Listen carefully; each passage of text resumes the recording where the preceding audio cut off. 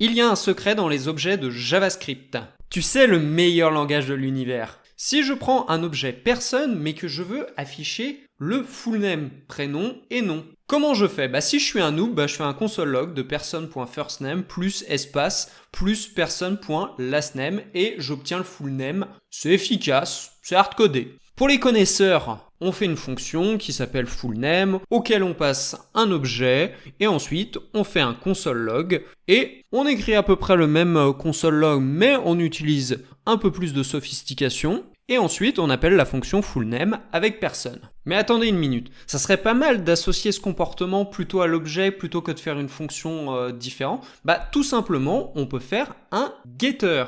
Donc on reprend notre objet personne et on lui rajoute un getter. On fait get.fullName, on fait comme si c'était une fonction et ensuite on ajoute le console log du connaisseur. C'est bien, mais c'est pas fou. Si vous voulez créer une nouvelle personne, ça va être un petit peu compliqué. On l'a fait pendant des années, donc ça se fait correctement. Mais on pourrait utiliser des classes. Donc on crée une classe personne auquel on met un constructeur auquel on va passer notre objet et dans cette classe on définit un first name, un last name et on peut mettre des getters. Oui, les classes sont des objets en JavaScript. Ainsi, on récupère notre getter, on le met dans notre classe, mais on le modifie, mais on ne fait pas un console log, on fait un return de la chaîne de caractères qu'on a définie précédemment. Ensuite, on instancie notre personne, on fait const de me égale new person, on passe notre objet et on obtient le même résultat en faisant console log de me.fullName.